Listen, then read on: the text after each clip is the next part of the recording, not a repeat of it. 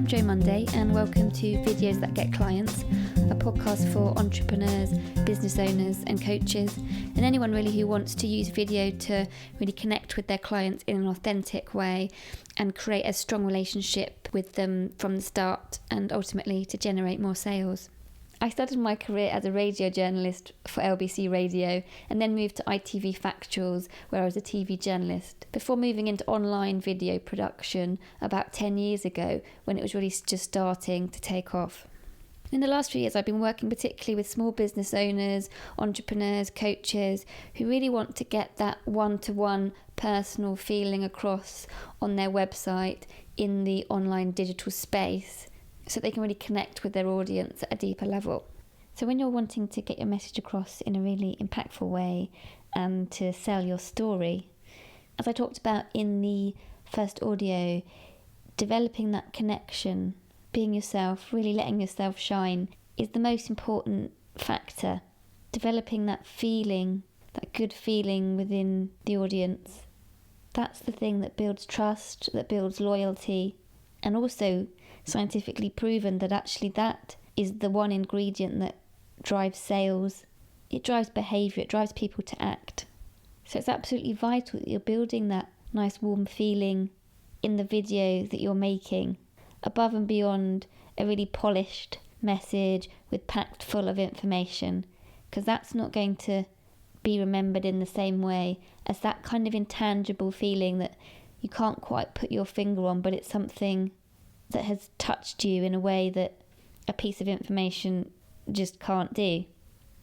So building that connection is at the core of what I do, and getting that right is where all the power is. And I work with people to fall into that quiet space where their minds are quiet and they're really in the moment and talking really passionately about what they do and what's really important to them. So if there's a magical formula to making your message have a real impact, then that would be it. But there's quite a lot of different things I can share with you that are kind of good practice that will make your video sharper, more engaging, less confusing, and just simpler to digest for your audience. So I put these videos into two main categories. One would be those kind of short introductory marketing videos that you might have on your homepage of your website to kind of introduce yourself and your business. You might include some client testimonials at the end there. And those ones are really all about building that connection, keeping the messaging quite simple. And the second type would be the kind of information-led top tip films that you might use as a hook for people to sign up to your email newsletter, for example. Your top tips for weight loss or generating more income or whatever it is. And these are the two most popular categories of films, and they can be very effective in their own ways. So just going back to those introductory films about you and about your business. Although I interview people in quite a lot of depth, I tend to keep the video edit in as its final version within about 2 to 3 minutes. And that's because you lose half your audience on YouTube within about 30 seconds, so you really don't have much time to build that trust. It's really important that the audience know that what you're offering is relevant to them. So state what specifically you do and what you provide. What is that specific problem that you're solving? What's the solution that you're offering? So they can come away thinking, yeah, they really understand me, they understand what I need. They're not only trustworthy and authentic, but this specific product or service is just right for me. When you know your audience and your demographic, you can use video to really bring your ideal client to you, because social media is so much more intelligent now that you can really target specific groups. I think one of the biggest challenges I have with my clients is actually reducing the amount of information that they want to include in their videos. I think as a business owner, you are so on top of your business and there's so many brilliant things that you do want to share with people, and there's loads of interesting tips and advice and facts that you want to share that you know will be good sales points. But the problem is it's all about less is more and not overloading people, because people can't take in quite as much as you think that they can. And as it's your business, you think that the client needs to know everything there is to know about your business sort of straight away. And the simple truth is they just need to take away one thing. If they take away one thing from your video, that's enough. The fact that they remember it at all, that's where the work's been done. And if you include loads of different points in there, they just won't remember any of them. They just need to know those key things, that one key thing that really makes you different. And the fact is they won't actually know what you've left out. So let go of those things. It's just a taster, it's just a flavour of what you're offering. It's not the full programme, it's not the full experience. It's just enough for them to go, oh, I want to know more, or I want to contact this person, or delve a bit more deeply and have a look at the other things that they offer. It's all about not making the viewer work too hard. You don't want them to be concentrating, having to focus on what you're saying. Things just flow from one point to the next. Don't underestimate the power of simplicity. So if you're clear about who your audience is and what you want them to feel, what you want them to take away, having watched your video, then you'll be able to make something that really connects to them without needing to persuade them, convince them. You're just tuning in to them from one person to another. So trust yourself, trust your message, your uniqueness. Don't feel like you need to overcomplicate things. Another thing I tend to see people do is try and use more complicated language than they might otherwise do if they were having a conversation with someone when they're filming themselves in a video.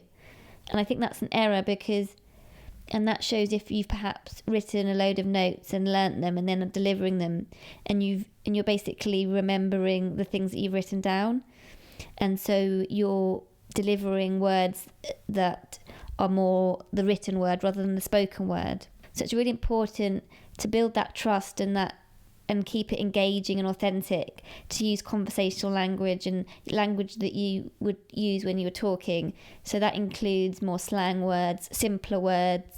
Basically, as a rule of thumb, the simplest version of the word would be the best one to use.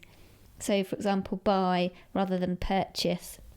It's not about trying to sound really intelligent or show how many sophisticated words you know. It's about really connecting with the other person so that as many people can get what you're saying, so that you sound honest, trustworthy, and just yourself. You're not kind of putting on a show, you're not putting on a front, you're just being yourself, and you're using the words that come naturally to you. If you're using client testimonials within a video, I would tend to put those at the end of the film, because for me the real main body of the film would be the main interview with you as the business owner or entrepreneur. You're the centerpiece, getting you to shine and really say why you do what you do and what's important to you. That's the compelling, juicy part of the video. And then client testimonials are basically backing up that passion, backing up all those things that you've said, and a great way to end a film. And equally, if you're interviewing your clients, the same rules apply really, getting them into that quiet space where they're just really being themselves, talking about really what's impacted them, and chatting to you in a relaxed, authentic way, so they're not feeling that they have to perform in some way. It's really authentic and people will feel the truth of that comment. It doesn't have to be long at all, maybe 20 seconds, something like that. A soundbite really. We don't need to know how their whole day went. We just need to know that little soundbite of what really made the difference to them having worked with you. So if you're making a information-led sort of top tip film, so 5 ways to lose weight fast, or 5 ways to get that guy to ask you out, something like that if you're a coach. Or if you're selling windows, you could do something like 5 simple ways to keep the drafts out at winter, or how to keep your windows lasting as long as possible. Basically the natural insider tips that you know from being in your business, that you know that the client would find useful and that you could share in an easy, engaging way. Again, it's really important here to know your audience and what they want and what they don't want. And if this feels at all hazy, then just speak to them about what they're after to get a bit more clarity on that. A really simple way of thinking about what your audience wants and doesn't want comes from Dean Jackson and Joe Polish and their I Love Marketing podcast, where they talk about imagining your client as a mouse. And what do mice love? They just want to get as much cheese as possible. And what do they want to avoid? Well, one of the main things they want to avoid is cats. So the object of any kind of marketing video or campaign is to maximize the amount of cheese that's available and minimize the whiskers, minimize those kind of, oh, could there be a cat there? Could there be someone who's not selling me something in my best interests here? And the great thing is that you can calm that radar that we all have of, oh gosh, I'm being sold to here, the kind of cat whiskery end of the spectrum, by really developing that authenticity and that trust with the connection that you build with your video. So it's as important to think about the way you deliver something as well as what you're delivering. I think the most important thing, again, is really connecting with the audience. And even though you're delivering information, if you're saying it with real passion, people will get the sense that you really do care about what you do beyond just getting a profit from your business. So share those tips that are really personal to you, that you're really passionate about sharing, and that you can include a bit of a personal story with as well. So something that you find personally useful, that you've used yourself, how that's helped you overcome a problem. This will help it stand out beyond just a worksheet or a blog post with your tips on it. And it's really then using video again to its best ability, rather than just reading out a list of information that people seem to prioritise over the feeling of it.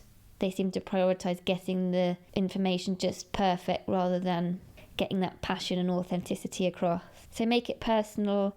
Perhaps you could give a peek into your life. For example, if you're a nutritionist or a health coach, you could do a peek inside your kitchen and your top foods that you can't do without, that you use every day. That keeps it personal.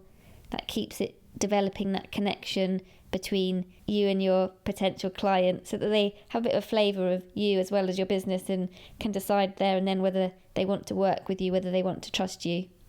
If you've got a Facebook page, I love it when people just post like one simple tip that they kind of felt compelled just to share, and it might only be a minute long or something, but it sounds very off the cuff, and they keep it literally to one message and one tip, and it feels kind of fresh and immediate, and sort of that authentic passion shines through. It's not too premeditated, and those are the ones that I think really are really effective to show yourself, as well as showing that you've got some really useful advice to give.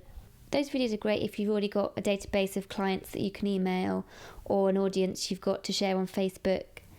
It basically keeps that connection going once you've already established it. And I'll be looking more deeply into sharing your video and getting it out on as many platforms as possible in future episodes, so have a look out for those. But ultimately, whether you're creating videos to an audience you've already reached, or whether you're looking at a new audience for the first time, it's really important to think about the way you deliver your content as well as what you deliver.